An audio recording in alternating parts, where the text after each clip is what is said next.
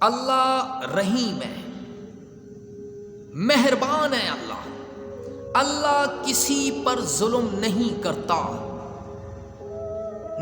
اللہ کسی پر ظلم۔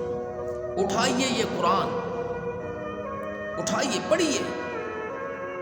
سورت کا نام ہے عنکبوت اور آیت نمبر ہے 40۔ فرمایا ما کان اللہ لیظلمہم ولکن کانوا انفسہم یظلمون۔ کریے اس کا معنی، اللہ کسی پر ظلم نہیں کرتا اللہ۔ تم خود ظلم کرتے ہو، خود تم ظالم ہو۔ سورہ یونس 11واں سپارہ آیت نمبر ہے 43۔ پڑھیے اس قرآن کو۔ فرمایا ان اللہ لا یظلم الناس شیئا۔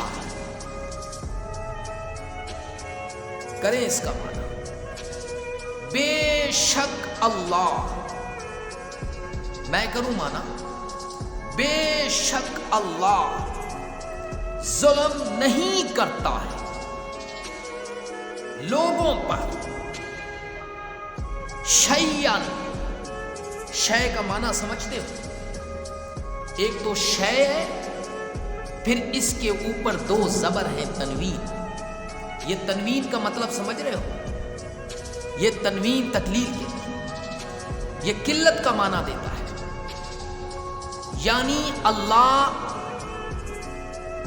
ایک ذرہ بھی ظلم نہیں کرتا، کچھ بھی اللہ ظلم نہیں کرتا۔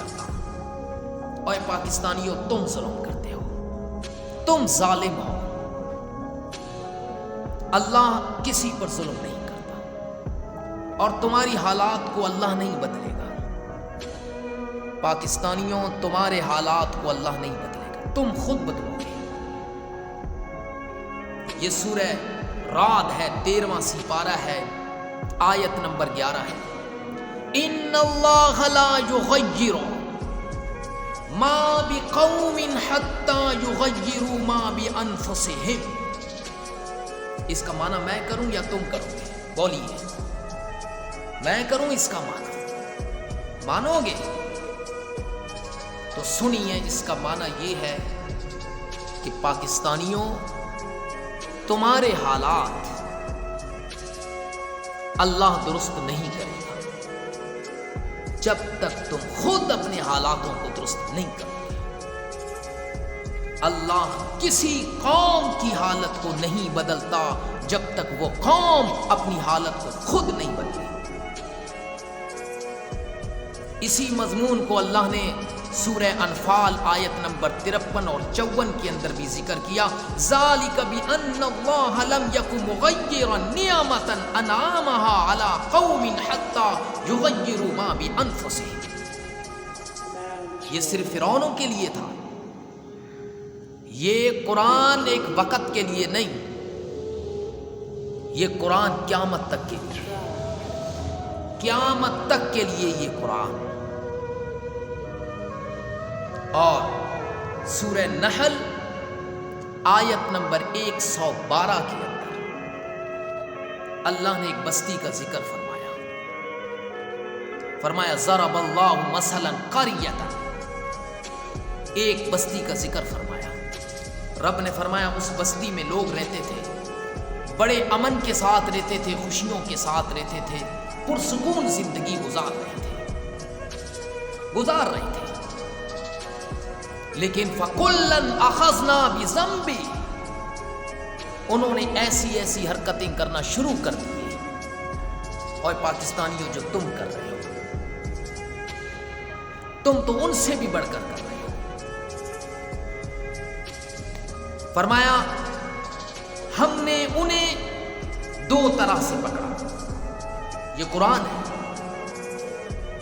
فرمایا ایک طرح سے تو اس طرح پکڑا کہ جو بھوک دے کر، بے روزگاری ان پر مسلط ہو گئی، قحط سالی مسلط ہو گئی، مہنگائی ہو گئی، کھانے پینے کی چیزیں کچھ نہیں، والخوف، اور دوسرا ان کے اوپر خوف کو مسلط کر دیا۔ کیوں؟ بما کانوا یصنعون، ان کے کرتوتوں کی وجہ سے۔ اپنی حالت کو خود بدلو، بدلو اپنی حالت کو۔